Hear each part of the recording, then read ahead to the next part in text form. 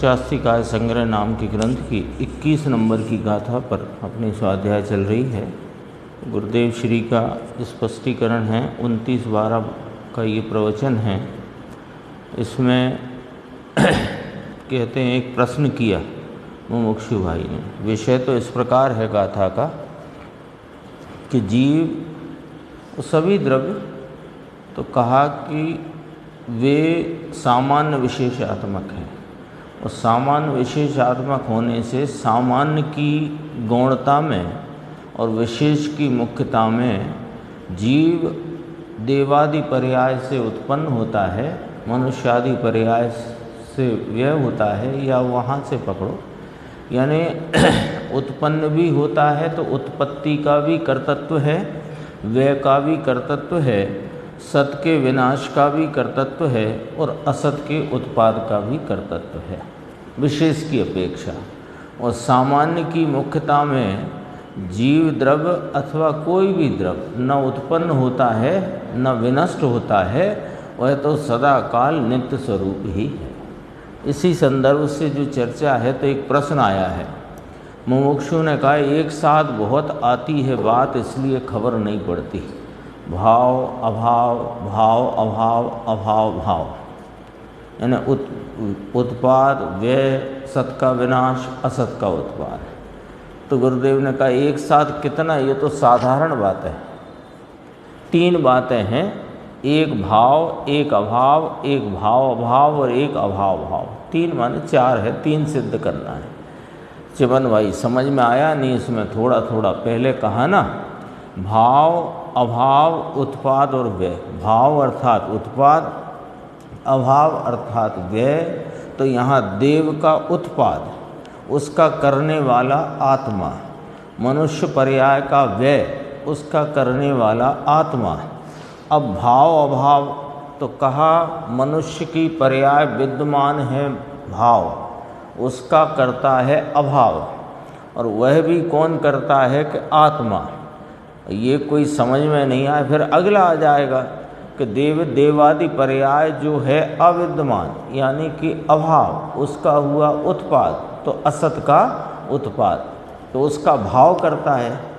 तो कहते हैं बहुत सादी भाषा में है, आचार्य ने गजब काम किया है। यानी बहुत संक्षेप में 4 शब्दों में उसके विशेष रूपता का यानी पर्याय स्वरूप का पूरा वर्णन कर दिया। 574 पे चलते हैं।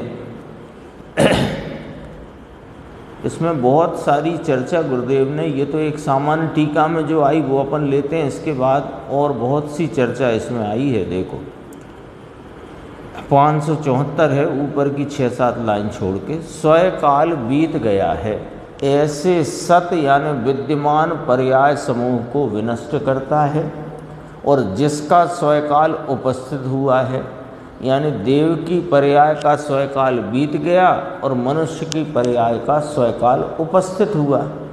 तो मनुष्य की पर्याय का स्वयकाल उपस्थित हुआ तो देव जो देव पर्याय में था वह मनुष्य की पर्याय में उत्पन्न होता है।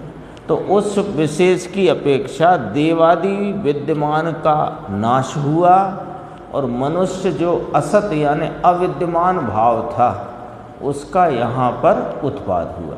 अभाव रूप था ना, अविद्यमान यानी अभाव। उसके स्वयकाल में देव की पर्याय थी, उसे विनष्ट करता है। स्वयकाल बीत गया परंतु मनुष्य की पर्याय का स्वयकाल आया तो वह पर्याय उपस्थित हुई।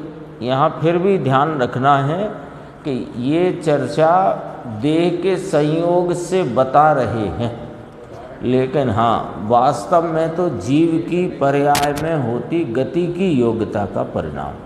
वो 62 गाथा का संदर्भ लेंगे तब इस बात को और स्पष्ट किया।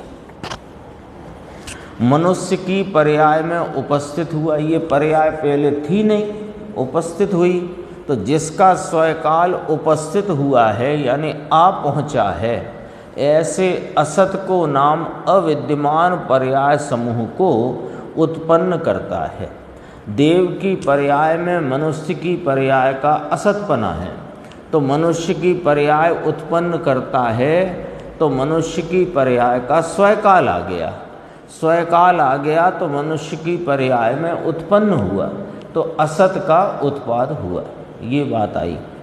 यह प्रसाद वास्तव में अनेकांतवाद का है। देखो, उसी और उसी में वही द्रव्य जो अपने सामान्य स्वरूप से ध्रुव और नित्य स्वरूप है, जिसमें उत्पत्ति नहीं, विनाश नहीं, सत का विनाश नहीं, असत का उत्पाद नहीं, ऐसा वही द्रव्य, वो द्रव्य असत के उत्पाद और सत के विनाश बिना का, उत्पत्ति और उत्पाद या व्यय बिना का, वही द्रव्य पर्याय अपेक्षा से उत्पन्न हो, उत्पत्ति का करता है, व्यय का करता है, सत के विनाश का करता है, और असत के उत्पाद का भी वही द्रव्य करता है। ये अनेकांतवाद का कमाल है।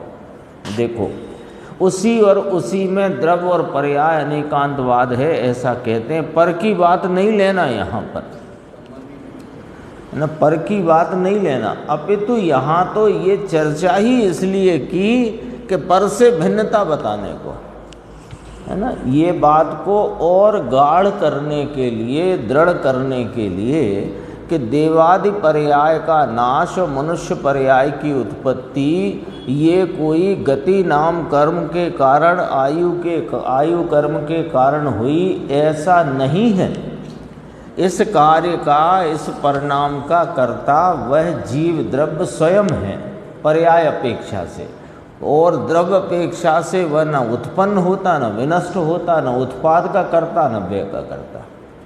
तो ये अनेकांतवाद, अनेकांत उसी और उसी में लागू पड़ता है। देखो, सिद्धांतिक बात कही, अनेकांत स्वरूप वस्तु है, और अनेकांतवाद या स्यादवाद तो अनेकांत स्वरूप वस्तु को बताने वाला अनेकांतवाद, वह उसी और उसी द्रव्य में लागू पड़ेगा।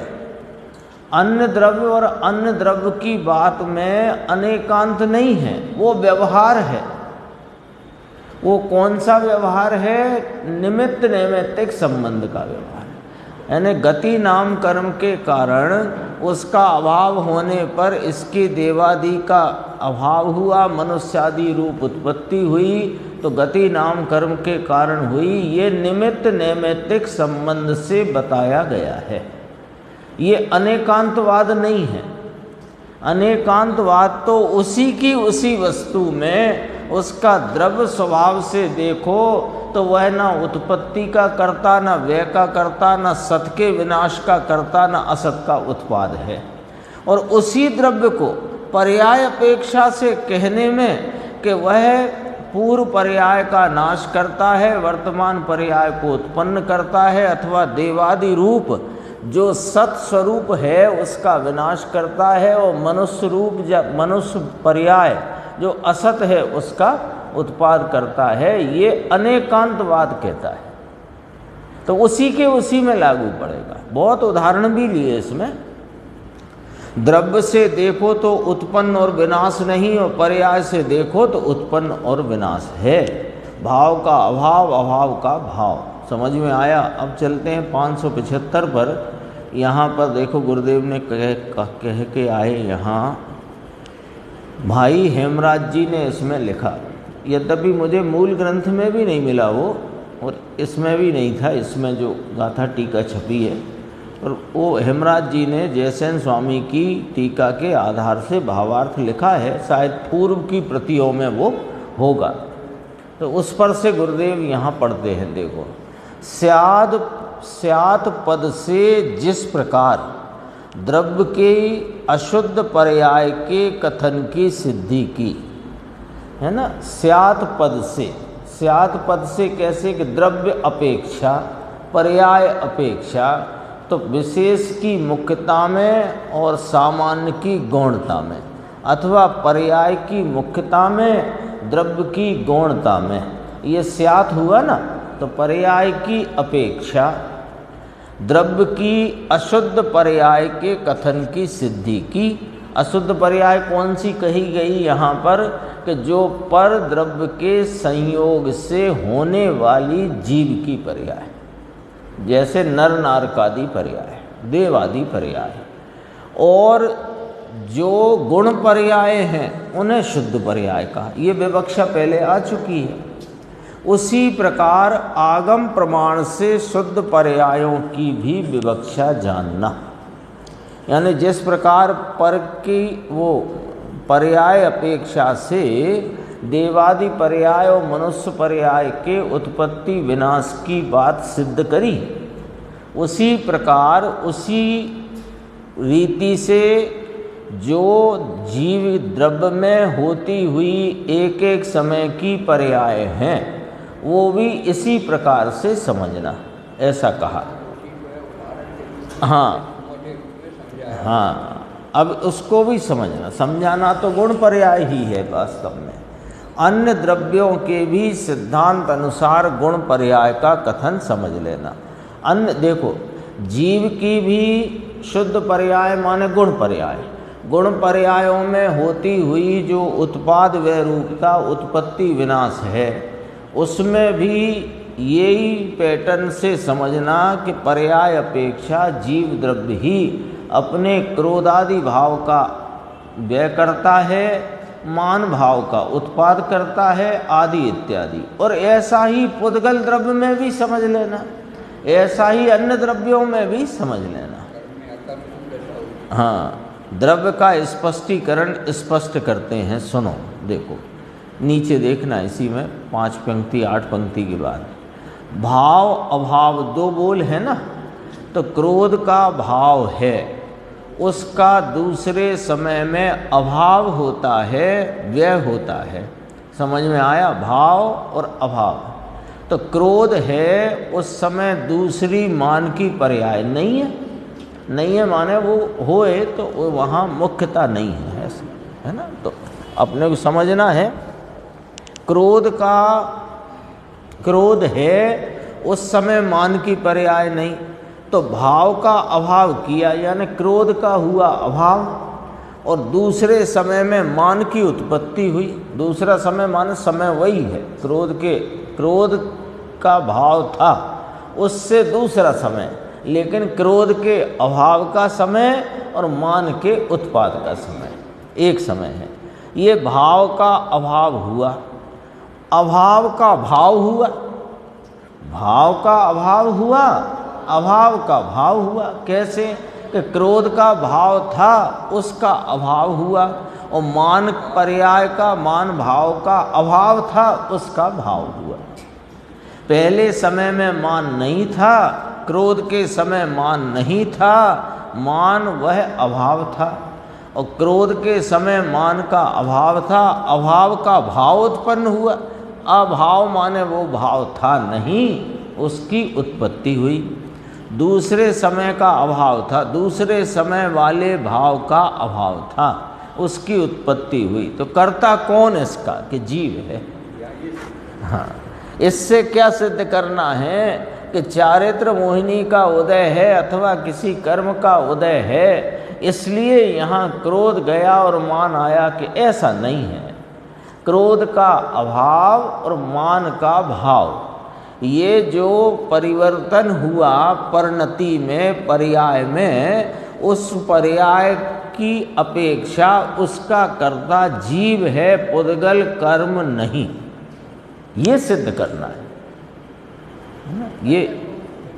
हाँ, क्योंकि आगम में इस प्रकार कहेंगे निमित्त नैमित्तिक संबंध से, यहाँ पर निमित्त नैमित्तिक संबंध कोई संबंध नहीं। जीव अपने गुण पर्यायवत है, द्रव्य है ना, तो गुण पर्यायवत द्रव्य, तो उस गुण पर्याय स्वरूप द्रव्य का पर्याय भाव जो है, उसमें क्रोध भाव था, उसका अभाव हुआ, और मान का भाव नहीं था, उसका भाव हुआ।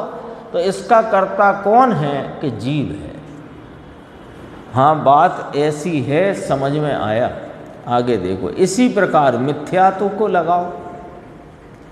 बहुत सारे दृष्टांत लिए, बहुत स्पष्टता भी आ गई इसके कारण। मिथ्यात्व की पर्याय कर सकता है कौन? जीव। दर्शन मोहिनी मिथ्यात्व को नहीं करता, मिथ्यात्व के भाव का कर्ता कौन है कि जीव, और मिथ्यात्व के अभाव का कर्ता कौन है कि जीव। दर्शन मोहिनी न मिथ्यात्व का कर्ता है न उसका उपशम सम्यक्त का कर्ता है। वह भाव है और उसका व्यय करना, मिथ्यात्व का भाव है, उसका व्यय करना वह अभाव हुआ, और भाव को करने वाला भी जीव और नाश यानी अभाव करने वाला भी जीव है। गजब बात भाई, 62 गाथा में तो स्पष्ट है और इसमें भी उतार दिया यही बात। समझ में आया? जैसे देवगति का भाव उत्पाद, मनुष्य भाव नहीं था, अभाव मनुष्य का हुआ जो था उसका हुआ व्यय, और देवगति का भाव था नहीं उसका हुआ उत्पाद। देवगति का व्यय हुआ तो अब कहते हैं कि मिथ्यात्व का भाव उसका कर्ता जीव, और मिथ्यात्व का व्यय करने वाला, सम्यक्त की उत्पत्ति करने वाला, उसका कर्ता भी जीव द्रव्य है। अब आज एक बात अपनी स्पष्ट हो गई कि हमें यदि अनादि से सम्यक्त रूप परिणमन न हुआ और मिथ्यात्व रूप परिणमन रहा तो इसमें दर्शन मोहिनी का कोई कसूर नहीं है। नक्की हुई कि नहीं हुई बात? अपन ने शास्त्र पढ़े इस भव में आके, इस कुल में आके, और अपन ने क्या किया कि दर्शन मोहिनी के उदय के कारण मुझे मिथ्यात्व टलता नहीं और सम्यक्त होता नहीं। तो अब ये तो बात गलत सिद्ध हो गई। दर्शन मोहिनी के कारण मिथ्यात्व वर्तता है, यह बात झूठी है। तो साहब आगम में लिखी है कि वह निमित्त नैमित्तिक संबंध के द्वारा तुम्हारी अनादि संसार पर्याय में जो अब तक मिथ्यात्व चला आया उसका कारण यह जीव द्रव्य और उसका स्वभाव नहीं, लेकिन वो उसका कर्ता जीव द्रव्य है। कारण रूप से इसके स्वभाव से हुआ है ऐसा नहीं, लेकिन कर्ता जीव द्रव्य है, दर्शन मोहिनी नहीं। यहाँ ये सिद्ध किया। और निमित्त का ज्ञान कराते हैं तो कहते हैं जीव के स्वभाव से मिथ्यात्व नहीं होता, और जो मिथ्यात्व परिणति में जीव की विद्यमान है उसमें निमित्त दर्शन मोहिनी, निमित्त का ज्ञान कराते। हाँ, एक वस्तु, गुरुदेव कहते हैं एक वस्तु दूसरी है, बस इतना जानना। निमित्त से क्या जानना कि एक दूसरी चीज है जिस पर अनुकूल पने का आरोप आ सकता है, बस इतना। इसी प्रकार हाँ, जिस पे अनुकूलता का आरोप। इसी प्रकार सम्यक दर्शन की पर्याय का उत्पाद करने वाला कौन के जीव द्रव्य। समझ में आया? सम्यक दर्शन की पर्याय का उत्पाद करने वाला जीव द्रव्य है, और पूर्व की मिथ्या दर्शन की पर्याय का नाश या व्यय करने वाला भी जीव द्रव्य है। अथवा तीसरी सम्यक दर्शन की पर्याय का उत्पाद हुआ। तीसरी क्यों कही? मिथ्यात्व की पहली गई, दूसरी सम्यक्त की आई, और अगली फिर सम्यक्त की आई तीसरी, तो उसका वह भाव उसका दूसरे समय में अभाव हुआ। तो पूर्व पर्याय का अभाव यानी नाश का कर्ता जीव द्रव्य, और नवीन पर्याय की उत्पत्ति का कर्ता जीव द्रव्य है। नई सम्यक दर्शन की पर्याय उत्पन्न हुई, सो पर्याय एक समय रहती है, पर्याय दूसरे समय वह पर्याय रहती नहीं, तो वो नाश हुआ। तो किसने किया नाश? कि जीव द्रव्य ने। और उत्पाद जिस जो पर्याय थी नहीं उसका उत्पाद किसने किया? कि जीव द्रव्य ने। ये देखो, कषाय पर घटा के बताया क्रोधमान पर, फिर मिथ्यात्व के टलने और सम्यक्त की उत्पत्ति पे घटित किया। और भी आगे देखो 577 पेज, अगला ही पेज है। अब पुद्गल पर से देखो जो निमित्त में कहा जाता है, कर्म में कर्म का उदय है। लो हमारे तो बहुत तीव्र कर्म का उदय चल रहा है। भाई साहब, आप कर्म हो कि जीव द्रव्य हो, विचार तो करना पड़ेगा ना, निर्णय तो करना ही है। यदि निर्णय नहीं करना तो फिर ये सब चर्चा का कोई मतलब ही नहीं है, कोई इसका अर्थ ही नहीं।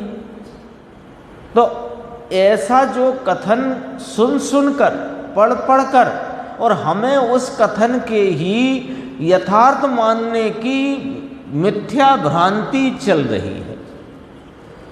वो कथन जो निमित्त नैमित्तिक संबंध के आधार से निमित्त का ज्ञान कराते हुए किया, हमने उसको ही परमार्थ मान लिया।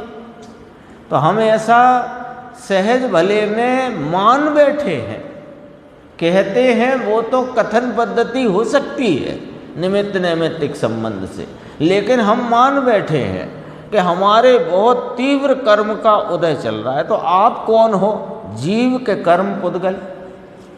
तो जीव हो तो कर्म का उदय कर्म में आएगा कि जीव में आएगा? विचार करो। लॉजिक बिना ये आत्मा मिलने वाला नहीं, ये पक्की बात है। आप 11 अंग 9 पूर्व के पाठी हो जाने पर भी लॉजिक से द्रव्यों की भिन्नता, भाव भिन्नता, वस्तु भिन्नता, द्रव्य पर्याय भिन्नता को जब तक अपनी युक्ति से नहीं निर्धारित करोगे, तब तक वह धर्म का मार्ग प्रारंभ नहीं हो सकता। कितना ही पढ़ लो, कितना ही पढ़ो, तो देखो कर्म में कर्म का उदय है, वह सत्ता की पर्याय थी, यानी कर्म कर्म की सत्ता में था, उसकी उदय रूप पर्याय थी। उसका व्यय करके माने सत्ता में जो कर्म रूप था, कर्म पने का व्यय हुआ, अकर्म रूप परिणमन हुआ, इसका नाम उदय की पर्याय उत्पन्न हुई। उसका कर्ता कौन? जीव के परमाणु। अभी अपन ने जब मिथ्यात्व का परिणाम का नाश हुआ, सम्यक्त का परिणाम उत्पन्न हुआ, क्रोध का नाश हुआ, मान का उत्पन्न हुआ, 2 उदाहरण आ चुके ना। तो उसका कर्ता जीव द्रव्य। अब कर्म में जो कर्म परमाणु थे वे अकर्म रूप परिणम गए, यानी वह सत्ता में रहे कर्म पुद्गलों की अकर्म रूप अवस्था नाम कर्म का उदय रूप भाव। उसका कर्ता कौन है? निर्णय अपने को करना है। गुरुदेव तो कह ही रहे हैं कि उसका कर्ता पुद्गल परमाणु द्रव्य है। वो परमाणु स्वयं कर्म से अकर्म भाव से भाव रूप से परिणमा है, जीव उसका कर्ता नहीं। कर्म सत्ता में थे, वे उत्पाद रूप से सत थे। अब उसका व्यय करके उदय नाम अकर्म भाव हुआ, पाक हुआ, पाक उत्पन्न हुआ, उसका व्यय हुआ, तो व्यय को करने वाला भी परमाणु और उदय करने वाला भी परमाणु। और सत्ता में, यानी सत्ता के काल में जब वे परमाणु कर्म रूप सत्ता से थे, तो उनके उदय की पर्याय नहीं थी। सत्ता रूप भाव था, यानी कर्म रूप भाव था, और अगले समय में अकर्म रूप भाव जो नहीं था वो उत्पन्न हुआ, और कर्म रूप भाव था वह नाश हुआ। तो भाव का अभाव और अभाव का भाव, इसमें भी घटेगा। भाव का अभाव हुआ, कौन से भाव का? कि कर्म रूप परिणाम रूप भाव था, अब उस कर्म रूप परिणमन के भाव का अभाव हुआ, और अकर्म रूप भाव था नहीं, उसका वहाँ उत्पाद हुआ, तो अभाव का भाव हुआ। जैसे वहाँ 4 बातें घटित थी, ऐसे ही पुद्गल परमाणु में घटित होंगे। सत्ता भाव था, उसमें उदय की पर्याय का अभाव था, तो भाव का अभाव किया। ये भाव छोड़कर अभाव किया, और भविष्य की उदय की पर्याय अभी नहीं थी तो अभाव का भाव किया। अरे ये धर्म की क्या बात चलती है? प्रश्नवाचक। ये धर्म की बात चलती है। इसमें कैसे धर्म आया कि सब जगत के द्रव्यों का स्वतंत्र सत्ता, उनका स्वतंत्र परिणमन स्वीकार करके अपने गायक भगवान की श्रद्धा करना, यही तो धर्म है। अभी गायक भगवान की श्रद्धा कर्म से होता है। गायक भगवान का श्रद्धान सम्यक दर्शन रूप परिणाम कर्म दर्शन मुनि के उपशम से, 6 उपशम से या 6 से होता है। ये तुमको यदि ऐसा सिद्धांत स्वीकार है तो फिर तुमको स्वरूप की यथार्थ प्रतीति हो नहीं सकती। क्यों नहीं हो सकती? कि तुमने अन्य द्रव्य से अपना कार्य माना और अपने से अन्य द्रव्य का कार्य माना। तो अभी तो तुम्हें 2 द्रव्यों की स्वतंत्रता का भान नहीं हुआ, उनकी स्वतंत्र परिणमन का भान न हुआ। फिर जब ये भान यहाँ चित्त में जब यह बात चित्त में विकल्पात्मक रूप से नक्की हो, तब अगला प्रश्न उठता है कि ये रागादि भाव जो मेरी परिणति में हैं, ये स्वभाव हैं कि विभाव हैं? मिथ्यात्व रूप भाव है परिणति में, वो उसका कर्ता कर्म नहीं। जब ये निर्णय करोगे तब प्रश्न उठेगा कि ये मिथ्यात्व मोह राग देश के परिणाम जो मेरी परिणति में बरत रहे हैं, ये मेरे स्वभाव रूप भाव हैं कि विभाव रूप भाव हैं? जब ये बात आगम के आलोक में अध्यात्म की शैली में पकड़ने से यह बात अपने को जब यह निर्णीत हो कि रागादि मोह राग देश के भाव वे विभाव रूप भाव हैं, मेरा त्रिकाल स्वभाव ऐसा नहीं कि जो इन भाव रूप परिणमित होए, तो ये जो मेरी परिणति में विभाव भाव है, इसका अभाव कैसे हो? क्योंकि मेरा तो ये स्वभाव है नहीं। तो अब कैसे हो कि तुम जो पर्याय में वर्तते हुए जो प्रति समय बदलते परिणामों की दृष्टि करते रहोगे, तो ये रागादि भाव रुकेंगे नहीं। तो तुम्हें तो द्रव्य स्वभाव की दृष्टि करोगे तो परिणति में से रागादि का मोह का मिथ्यात्व का अभाव होकर सम्यक्त रूप धर्म की प्राप्ति होगी। तो अब ये विचार उठा के अच्छा, तो पर्याय का स्वरूप क्या और द्रव्य का स्वरूप क्या, और दोनों के स्वरूप में भिन्नता किस प्रकार है? यदि दोनों के स्वरूप में भिन्नता है तो मैं पर्याय का लक्ष्य छोड़कर द्रव्य का लक्ष्य कर सकता हूं?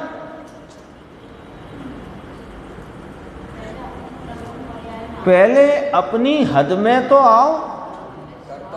अभी तो दूसरे के भरोसे रेलगाड़ी छोड़ रखी है आपकी। कर्म के कारण संसार में भटक रहा हूँ, गत्यानुपूर्वी कर्म मुझे खींच के नरक में ले गया, वहाँ से यहाँ ले आया। अरे ये तो तुम्हारी क्या दशा बनी, उसकी बात करते हैं। अब परमात्म प्रकाश में जो आगे गाथाएं आने वाली हैं, 8 गाथाएं, वो 4 गाथाओं में दोहों में इसके अनादि संसार की स्थिति का वर्णन किया और फिर उसके फल का वर्णन किया और फिर उसमें से यह जीव कैसे अपने स्वरूप को उपादेय करता है उसकी बात करेंगे। वो तो अपने सुबह दोपहर दोनों ही विषय बहुत लाजवाब हैं इस समय। दोनों ही विषय में द्रव्य गुण पर्याय का यथार्थ भान हो जाए ऐसे विषय हैं दोनों ही। देखो गजब की बात है।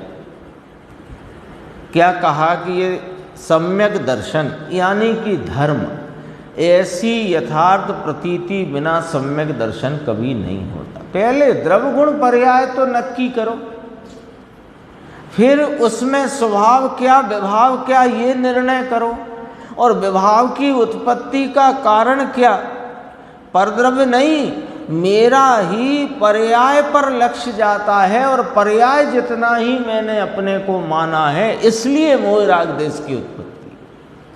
तो पर्याय पर से लक्ष्य कैसे छूटेगा और द्रव्य पर लक्ष्य कैसे आएगा, जब तक दोनों की भिन्नता ही स्वीकार नहीं करोगे।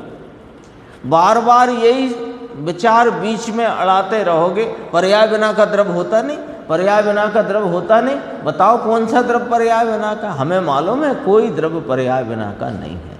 लेकिन पर्याय और द्रव्य दो धर्म है कि नहीं एक वस्तु में? तो दो धर्म हैं तो भिन्न भिन्न है कि नहीं? तो भिन्न भिन्न है तो उनकी भिन्नता स्वीकार करोगे, तब तो इसका लक्ष्य छूटकर स्वभाव का लक्ष्य होगा। जब अपनी गाड़ी यहीं अड़ी है तो पर्याय बिना का द्रव्य हो ही नहीं सकता साहब। आप तो गुरुदेव ने क्या किया, बिना पर्याय का द्रव्य ले आए अद्धर में से। अरे अद्धर से नहीं लाए, सिलसिले से समझो, सिलसिले से समझो। हुआ वास्तव में गलती कहाँ हुई कि लोग बाग नियमित श्रोता तो इस हिंदुस्तान में बहुत कम हैं, गिनती के, सच्ची कहता हूँ।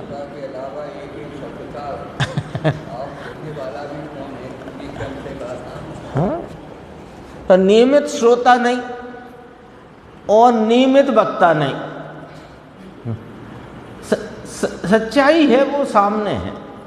होता क्या है, कोई आयोजन हुआ तो अब वो विद्वान भी क्या करेंगे, वो भी कोई मुख्य विषय ले लेते हैं। 4 दिन 5 दिन 6 दिन 8 दिन 10 दिन का जो कार्यक्रम हो, तो मुख्य विषय ले लिया, उसमें कुछ अपन ने सुना कुछ नहीं सुना। वो आधे अधूरी समझ में हमने अनेक प्रकार की खुद ही एक कल्पना यहाँ पर खड़ी कर ली कि गुरुदेव बिना पर्याय का द्रव्य बताते हैं। अरे एक गुरुदेव के द्वारा प्रवचन सार, पंचास्तिकाय आदि ग्रंथों का और समय सार का भी यदि आद्योपांत आप स्वाध्याय गुरुदेव के साथ करोगे तो कोई वजह ही नहीं है जो आपको सारा रहस्य ना खुल जाए। द्रव्य की ऐसी स्वतंत्रता प्रतीति किए बिना पर के अधीन होता हूँ और मैं पर से होता हूँ, ऐसा माने उसमें मिथ्या दृष्टिपना उत्पन्न होता है। ऐसा कहते हैं। समझ में आया? कर्म का उदय आया तो मुझे मिथ्या तो करना पड़ा, और कर्म का उपशम हुआ तो मुझे सम्यक दर्शन हुआ। देखो क्या लिखा है, सब खोटी बातें हैं, खोटी बातें हैं। खोटी समझते हैं, झूठ बात है। तो लियो, आगम में झूठ लिख दिया कि आगम ने खुद कहा कि ये मैं कह रहा हूं, ऐसा है नहीं। तुमने उसकी बिना कही बात को समझ नहीं पाए। हर बार थोड़ी कहेंगे कि ये व्यवहार का कथन है, ये व्यवहार का कथन है। द्रव्य की स्थिति ऐसी है ही नहीं। देखो, द्रव्य अपनी पर्याय में परिणमता है, अपनी पर्याय में परिणमते द्रव्य का कर्ता आप स्वयं हैं, अन्य द्रव्य नहीं। और अन्य द्रव्य के परिणाम में मैं परिणमता नहीं, और मेरे परिणाम को अन्य द्रव्य परिणमाता नहीं। जब ये निर्णय होगा तब जाकर के बात आगे बढ़ेगी। अभी तो यही गफलत हो।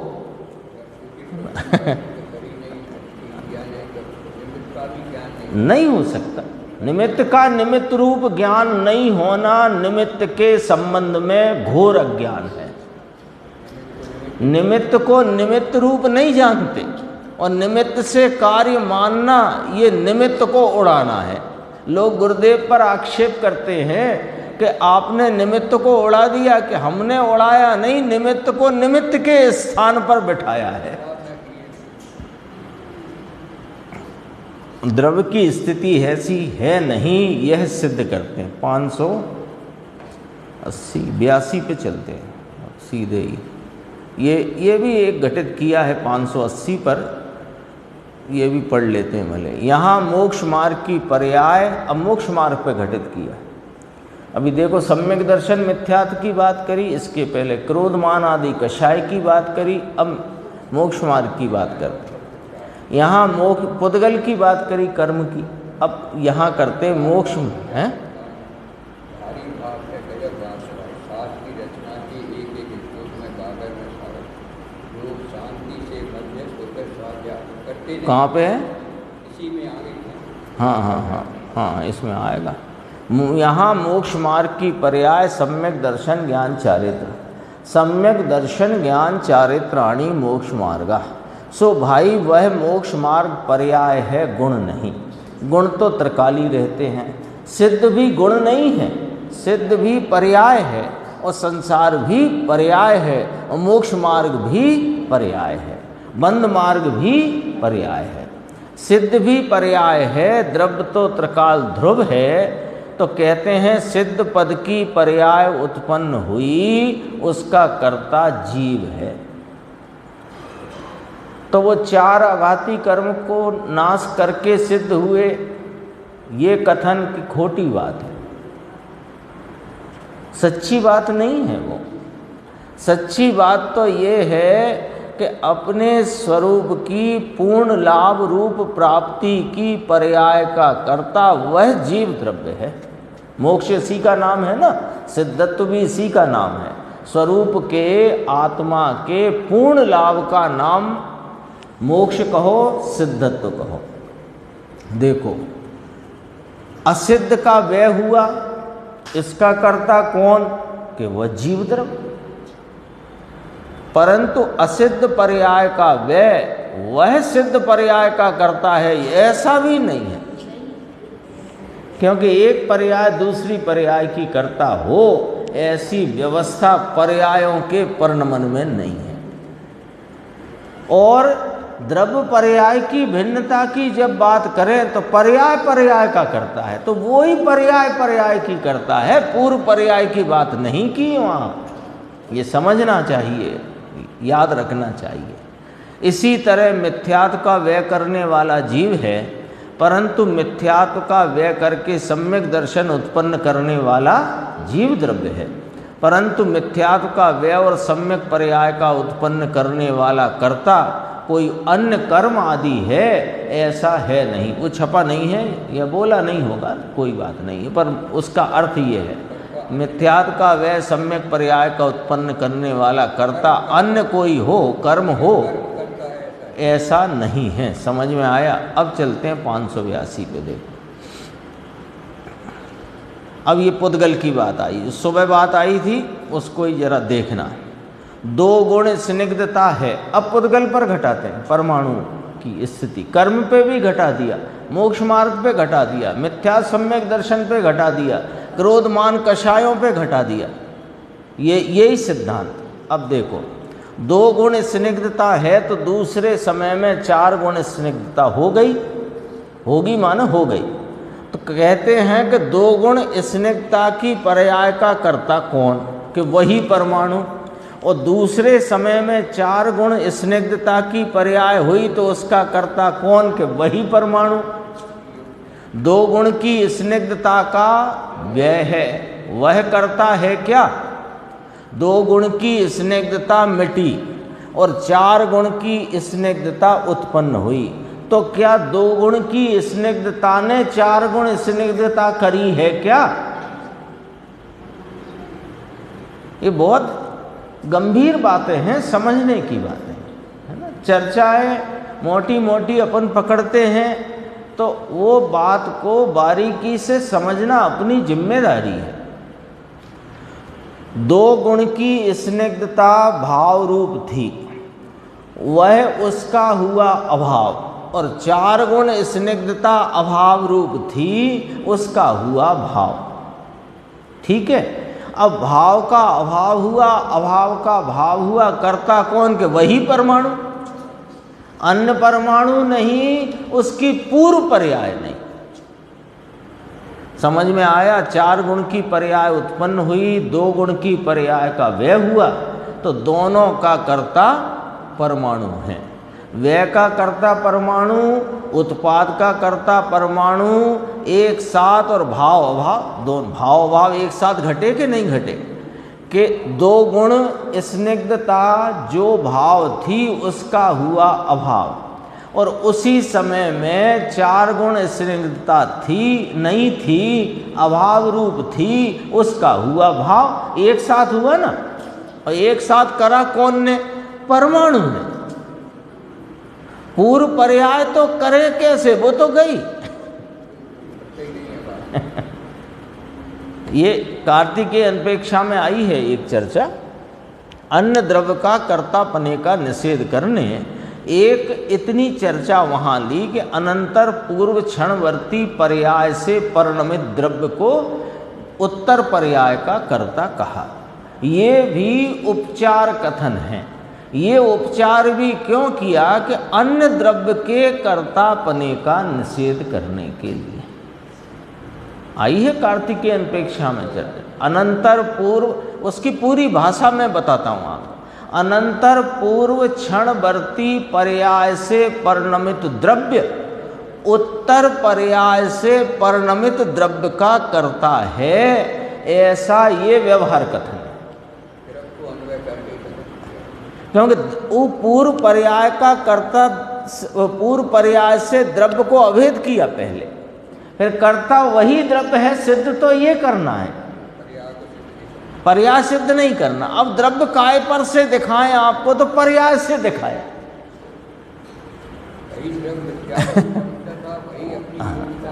तो वो ही द्रव्य है। तो तुम्हें द्रव्य नहीं दिख रहा, तो जो पर्याय पर से द्रव्य दिखा दिया, और अगली उत्तर पर्याय का कर्ता द्रव्य है, सिद्ध तो यही करना है, अन्य द्रव्य नहीं और पूर्व की पर्याय नहीं। इसलिए भाषा ऐसी ली, पूर्व पर्याय अनंतर क्षणवर्ती पूर्व पर्याय से परिणमित द्रव्य, ये भाषा है कार्तिकेय अनपेक्षा। देखो यहाँ भी वही बात ली। अभाव भाव 4 गुण की स्निग्धता का 2 गुण स्निग्धता वाली पर्याय में अभाव था, उस अभाव का भाव हो गया, समझ में आया। लेकिन ये कार्यक्रम पर से नहीं,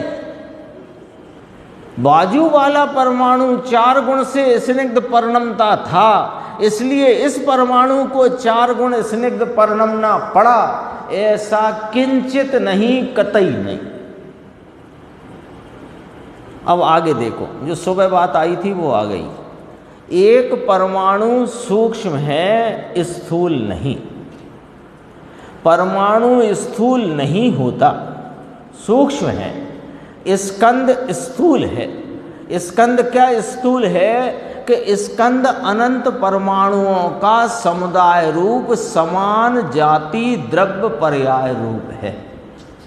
तो वो जो परमाणु हैं उसमें मूर्ति पने रूप स्थूलता स्कंद होने पर आई।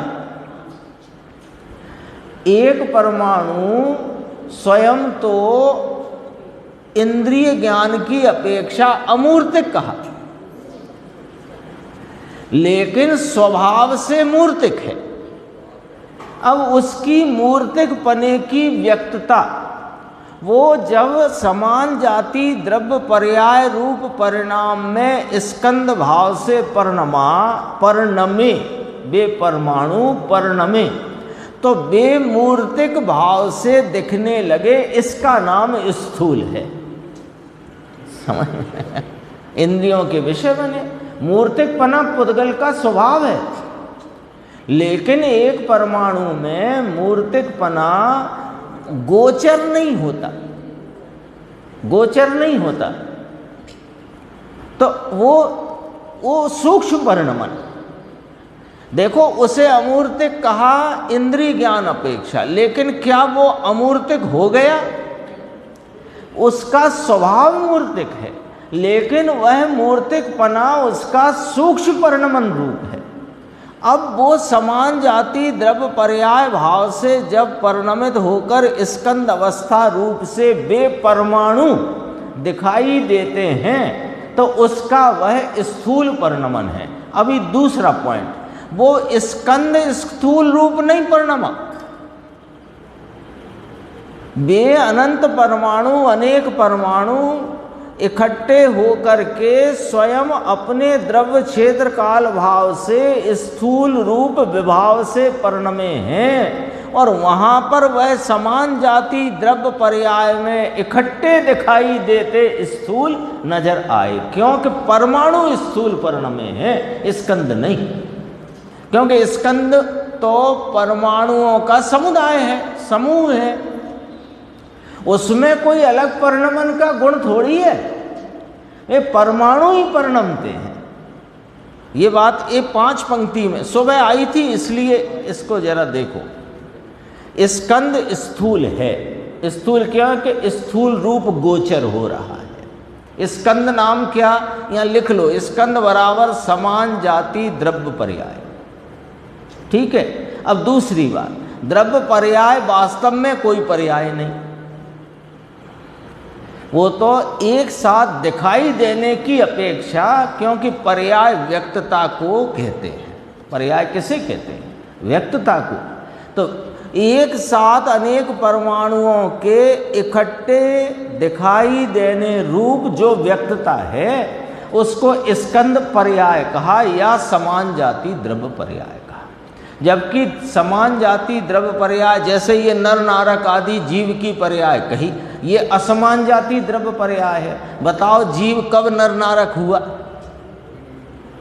अथवा नर नारक देव मनुष्य आदि परिणमता है क्या? ये जीव तो अपने ज्ञान दर्शन सुख चारित्र जो इसके गुण हैं उन गुणों से परिणमता है। भले विभाव रूप परिणमे के स्वभाव रूप परिणमे, परिणमेगा अपने गुणों से। यही बात यहाँ घटित करिए। देखो स्कंद स्थूल है, यहाँ परमाणु आया तो वह परमाणु स्थूल हो गया, सूक्ष्म नहीं रहा। लो परमाणु स्थूल हो गया, क्योंकि परमाणु मूर्ति पने रूप से गोचर हो गया, उसमें स्थूलपना विभाव रूप परिणम गया, उसमें स्थूल पर्याय हुई। किसमें हुई? परमाणु में हुई, क्योंकि पर्याय परमाणु में होगी। स्कंद में कहाँ से पर्याय होगी? स्कंद नाम का कोई द्रव्य नहीं जगत में। तो कहते हैं कि सूक्ष्म पर्याय का व्यय करने वाला परमाणु और उस समय स्थूल पर्याय को उत्पन्न करने वाला वो ही परमाणु है। सूक्ष्म पर्याय का भाव था, वो भाव का अभाव हुआ। स्थूल पने का अभाव था, उसका भाव हुआ। तो स्थूल पर्याय के अभाव रूपता को भाव रूप करना और सूक्ष्म पर्याय के भाव का अभाव करना, इसका कर्ता कौन? के वही परमाणु द्रव्य,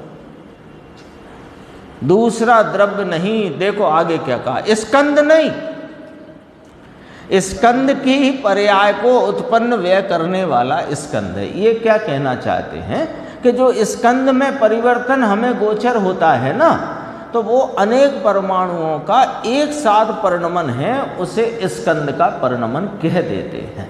बाकी स्कंद क्यों परिणमेगा? जैसे हाँ, स्कंद कोई द्रव्य नहीं जो उसका, लेकिन स्कंद रूप पर्याय हमें गोचर हुई, तो गोचर हुई माने ज्ञान में आई, तो स्कंद रूप पर्याय ज्ञान में आई और उस स्कंद में परिवर्तन भी स्कंद का ही ज्ञान में आया। पानी था एक पतीली में, तो ठंडा था, फिर उसे गैस पे चढ़ाया तो वो ऐसे बुड़बुड़ बुड़बुड़ बुड़बुड़ करने लगा, तो वो स्कंद का परिवर्तन हुआ ना। तो स्कंद का परिवर्तन हुआ तो वो जो हम पानी की पर्याय गर्म हो गई ऐसा कहेंगे तो स्कंद का परिणमन कहने में आता है। वास्तविकता ये है कि वहाँ रहे उस पानी में रहा प्रत्येक परमाणु अपनी स्पर्श गुण की उष्ण भाव से परिणमित हुआ है, ऐसा हुआ है, ऐसी वास्तविकता ये है। पर कहने में क्या आएगा? पानी गर्म हो गया, पानी पुद्गल गर्म हो गया, पानी स्कंद है ना, परमाणु तो नहीं, तो पानी स्कंद गर्म हो गया। रोटी फूल गई, तो रोटी फूल गई तो ये परिवर्तन किसमें देखा? स्कंद की पिचकी हुई अवस्था और अब फूली हुई अवस्था, तो उसमें जो गति रूप भाव हुआ वो परमाणुओं का हुआ कि स्कंद का हुआ? परमाणु, बस ये बात पकड़ना है। स्कंद तो अपने आप में पर्याय है, पर्याय है। तो पर्याय में से पर्याय तो हो भी नहीं। वो भी कैसी पर्याय है कि वो भी गुण पर्याय नहीं है, वो भी समान जाति द्रव्य पर्याय है। इसका गाथा बहुत अलौकिक है। देखो दृष्टांत तो बहुत आए, एक और पढ़ते हैं। 11वें गुण स्थान से गिरता है, बहुत ली चर्चा है इसमें। 11वें गुण स्थान से गिरता है। सुनो, कहते हैं कि कर्म का उदय आया तो गिरा। चारित्र मोहिनी का उदय ऐसा आ पड़ा तो गिर पड़ा। उदय आता है तब 10वां होता है ना, 11वें से 10वें में आए और नीचे भी जाए, जो भी हो, पर 11वें गुण स्थान की उपसम की पर्याय का कर्ता जीव द्रव्य। उपसम क्यों कहा? उपसम श्रेणी कहलाती है ना वो, और उसका अभाव करता है और 10वें गुण स्थान में आ जाता है। तो जो भाव था उसका अभाव किया और अभाव था उसका भाव किया। 10वें गुण स्थान की पर्याय का कर्ता जीव द्रव्य है। उपसम पर्याय हुई माने उपसम श्रेणी में चढ़ा और गिरा, तो उपसम का कर्ता और 10वें गुण स्थान की पर्याय कार्य, उपसम उसका कर्ता और 10वें गुण स्थान की पर्याय कार्य, ऐसा नहीं है। लो, इसमें भी घटित कर दिया। उपसम श्रेणी वाले जीव द्रव्य की चर्चा लेकर यहाँ ये भी घटित किया। उपसम श्रेणी थी तो उधर कर्म का उदय आ गया इसलिए गिरा कि न, ऐसा नहीं। 11वें गुण स्थान रूप जो अंतरंग वीतरागता थी, उस वीतरागता का नाश हुआ और 10वें गुण स्थान में आ गया तो वीतरागता कम हुई। तो वो जो कुछ भी कार्य जीव द्रव्य की परिणति में हुआ उसका कर्ता जीव द्रव्य है, पूर्व का परिणाम नहीं, कर्म का उदय नहीं। वह 10वें गुण स्थान की पर्याय का कर्ता जीव द्रव्य है। उपसम की पर्याय का कर्ता, उपसम श्रेणी उसकी पर्याय का कर्ता जीव द्रव्य है। उपसम पर्याय है ना भैया, भाव है ना, गुण नहीं है। त्रिकाली द्रव्य में तो गुण है, ये तो पर्याय है, कहे कि नहीं। 11वें गुण स्थान में कर्म का उदय आए तो गिर जाता है, खोटी बात है। ऐसा कहते हैं। गजब बात भाई, समझ में आया। वस्तु का स्वरूप ऐसा है नहीं, और वस्तु के स्वरूप से विपरीत माने तो ज्ञान उल्टा हो गया, ज्ञान विपरीत हो गया। ज्ञान उल्टा रहेगा तो दृष्टि भी उल्टी। लो मिथ्यात्व भाव है, मिथ्यात्व का पोषण करता है। कर्म से मोक्ष मार्ग की पर्याय का बढ़ना, राग आदि से माने वो तो मिथ्यात्व है ही, पर कर्म के उदय उपसम क्षय आदि से मानना ये भी विपरीतता है, मिथ्यात्व का पोषण है। कारण कि 9 तत्व की श्रद्धा होती है कि अकेले जीव की होती। देखो लॉजिक देखो गुरुदेव, 9 तत्व की श्रद्धा हुई कि नहीं हुई? धर्मी को, आराधक को 9 तत्व की श्रद्धा है कि अकेले जीव की श्रद्धा है? 9 ही तत्व की श्रद्धा है। जीव, अजीव, आश्रम, बंध, संवर, निर्जरा, मोक्ष, पुण्य, पाप। अजीव में भी जैसा अजीव में है, अनंत हैं अनंत में, परंतु एक एक में जैसा उत्पाद वह है वैसा मानना, वैसा जानना, वह अजीव को माना कहलाए। तब अजीव की श्रद्धा सच्ची। कर्म से मेरा कार्य होता है तो तुमने अजीव नहीं माना। ऐसे करके सब चर्चा है। फिर इसमें अंतिम चर्चा है, वो अपन कल लेंगे, समय हो चुका है।